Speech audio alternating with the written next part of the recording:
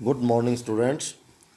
आज हम +2 कक्षा का ज्योग्राफी का फर्स्ट लेसन का सेकंड लेक्चर शुरू करते हैं।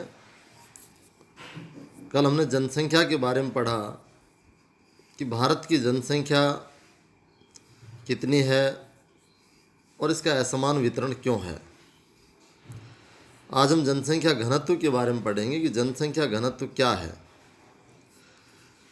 जनसंख्या के घनत्व को प्रति इकाई क्षेत्र में व्यक्तियों की संख्या द्वारा अभिव्यक्त किया जाता है, अर्थात प्रति वर्ग किलोमीटर में रहने वाले लोगों की संख्या को हम जनसंख्या घनत्व कहते हैं। किसे कहते हैं जनसंख्या घनत्व? प्रति वर्ग किलोमीटर में रहने वाले लोगों की संख्या क्या कहते हैं हम? जनसंख्या घनत्व। इससे भूमि के संदर्भ में जनसंख्या के स्थानिक वितरण को अच्छी तरह से समझने में सहायता मिलती है। भारत का जनसंख्या घनत्व 2011 की जनगणना के अनुसार 382 व्यक्ति प्रति वर्ग किलोमीटर है। 1951 में जनसंख्या का घनत्व 117 व्यक्ति प्रति वर्ग किलोमीटर से बढ़कर ये 2011 में 382 व्यक्ति प्रति वर्ग किलोमीटर हो गया है, जिससे विगत 50 वर्षों में 200 व्यक्ति प्रति वर्ग किलोमीटर से अधिक की वृद्धि हुई है। जो आंकड़े दर्शाए गए हैं उनसे हमें जनसंख्या घनत्व की स्थानिक भिन्नता का आभास होता है। जो अरुणाचल प्रदेश में कम से कम 17 व्यक्ति प्रति वर्ग किलोमीटर से लेकर दिल्ली के राष्ट्रीय राजधानी क्षेत्र में 11,297 व्यक्ति प्रति वर्ग किलोमीटर तक है। उत्तरी भारत के राज्यों बिहार जिसमें 1102, पश्चिम बंगाल 1029, उत्तर प्रदेश 829 में जनसंख्या का घनत्व अधिक है, जबकि प्रायद्वीप भारत के राज्यों में केरल 859, तमिलनाडु 555 में अधिक घनत्व पाया जाता है। असम, गुजरात, आंध्र प्रदेश, हरियाणा, झारखंड, उड़ीसा में मध्यम घनत्व पाया जाता है। हिमाचल प्रदेश के पर्वतीय राज्यों और असम को छोड़कर भारत के उत्तर पूर्वी राज्यों में अपेक्षाकृत निम्न घनत्व है, जबकि अंडमान और निकोबार द्वीपों को छोड़कर केंद्र शासित प्रदेशों में जनसंख्या के उच्च घनत्व पाए जाते हैं। जनसंख्या घनत्व, जैसा कि पहले के अनुच्छेदों में चर्चा की जा चुकी है, एक अशोधित माप है। कुल कृषित भूमि पर जनसंख्या के दबाव के संदर्भ में मानव भूमि अनुपात के बेहतर परिज्ञान के लिए कायिक और कृषि घनत्व को जानना जरूरी है।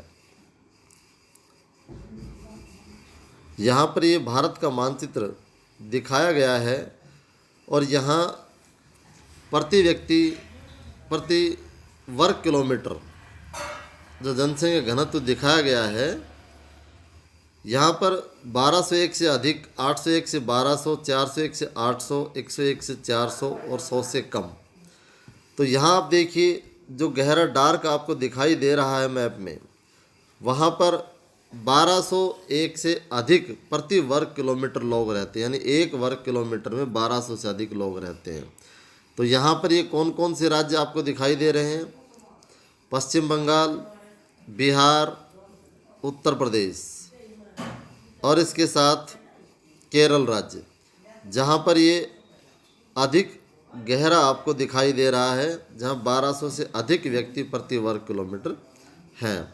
इसके बाद 800 से 801 से 1200, जहाँ पर पंजाब, हरियाणा, झारखंड और तमिलनाडु राज्य,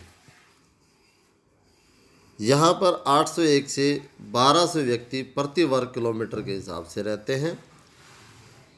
इसके साथ जो मानचित्र में आपको दिख रहा है कि सबसे बड़ा जो क्षेत्र दिखाई दे रहा हमें, वो 101 से लेकर 400 व्यक्ति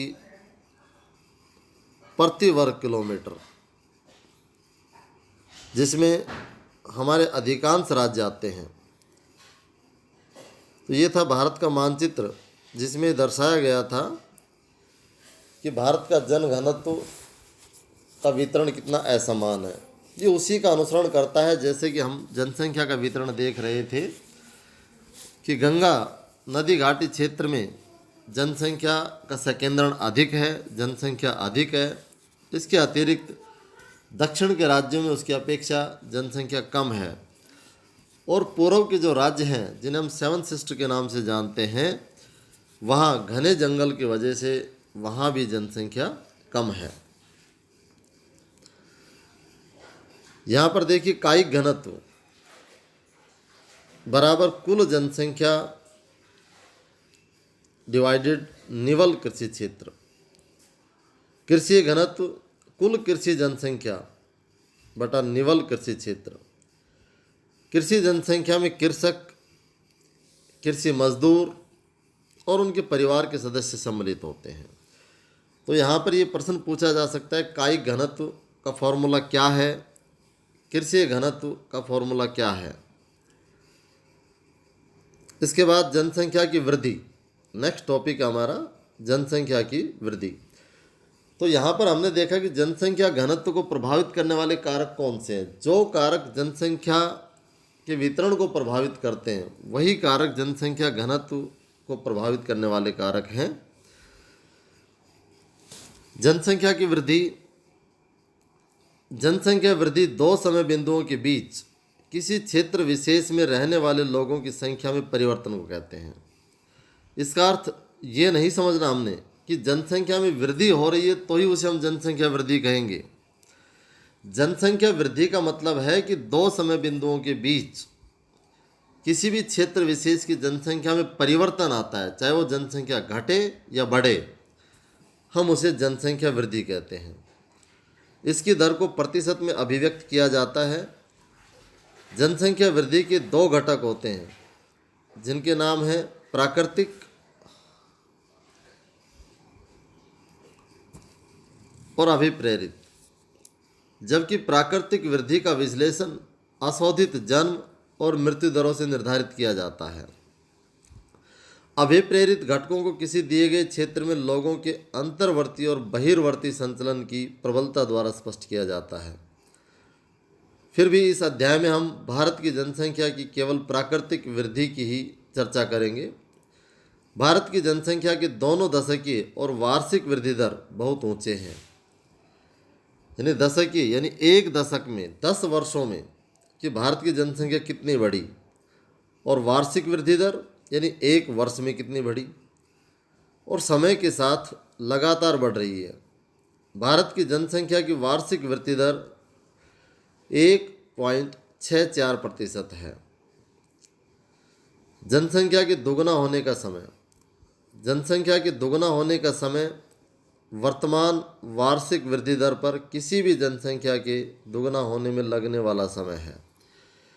विगत एक शताब्दी में भारत की जनसंख्या की वृद्धि वार्षिक जन्म दर और मृत्यु दर तथा प्रवास की दर के कारण हुई है। इसलिए ये वृद्धि विभिन्न प्रवृत्तियों को दर्शाती है। इस अवधि में वृद्धि को 4 सुस्पष्ट प्रावस्थाओं को पहचाना गया है। यहाँ पर ये इस सारणी में भारत में दशकीय वृद्धि यानी 1901 से 2011 के बीच भारत की जनसंख्या में वृद्धि कितनी हुई है और उसका प्रतिशत कितना रहा है, ये इस तालिका में दर्शाया गया है।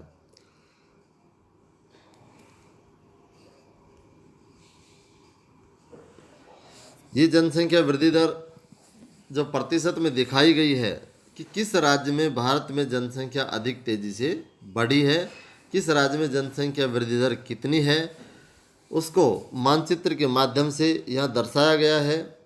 25 से अधिक, 20 से 25, 15 से 20, 10 से 15 और 10 से कम, यानी 10% से कम वृद्धि दर किन राज्यों में हुई है, और 25% से अधिक। यहाँ पर 25% से अधिक वृद्धि दर वाला जो राज्य हमें दिखाई दे रहा है वह बिहार, अरुणाचल प्रदेश और मेघालय।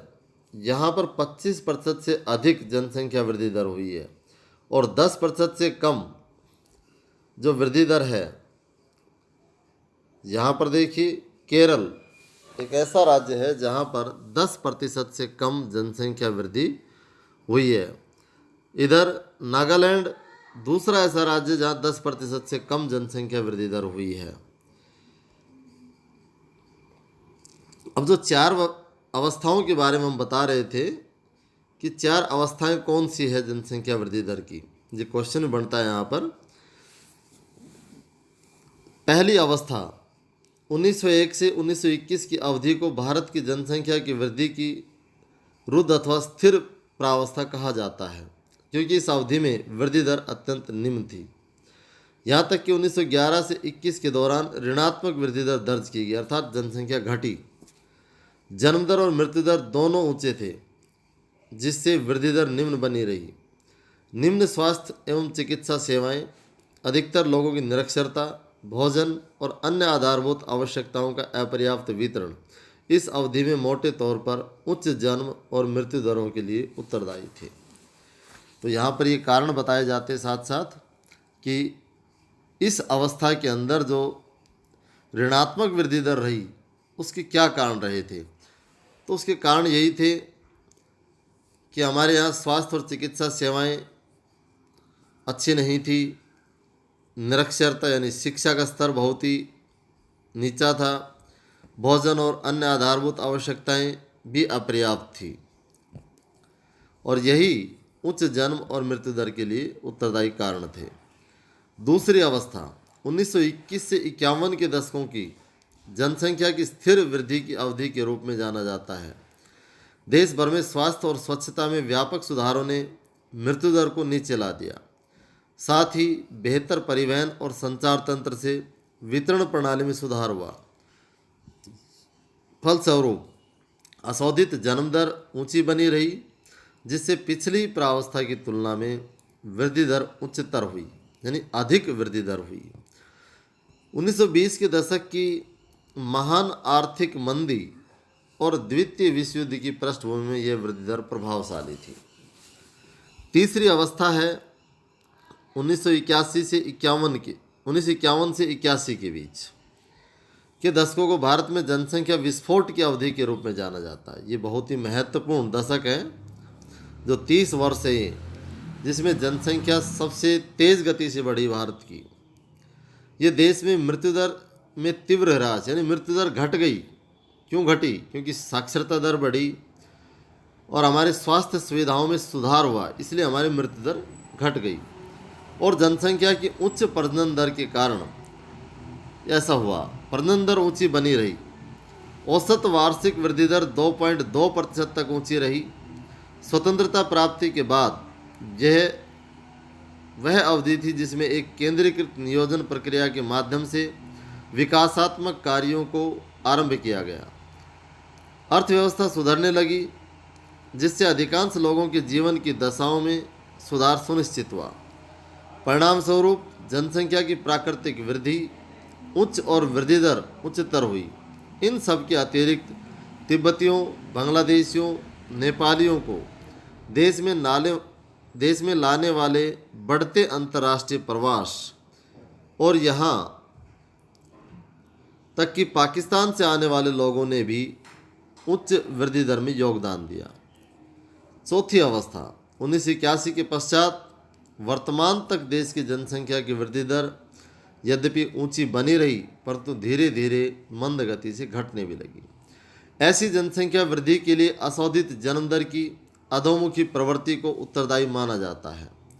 बदले में यह देश में विवाह के समय औसत आयु में वृद्धि, जीवन की गुणवत्ता विशेष रूप से स्त्री शिक्षा में सुधार से प्रभावित हुई। देश में जनसंख्या की वृद्धि दर अभी भी ऊंची है और विश्व विकास रिपोर्ट द्वारा ये प्रक्षेपित किया गया है कि 2025 ईस्वी तक भारत की जनसंख्या 135 करोड़ को स्पर्श करेगी। अब तक किया गया विश्लेषण औसत वृद्धि दर को दर्शाता है, किंतु देश में एक क्षेत्र से दूसरे क्षेत्र में वृद्धि दर में विस्तृत भिन्नताएं पाई जाती है।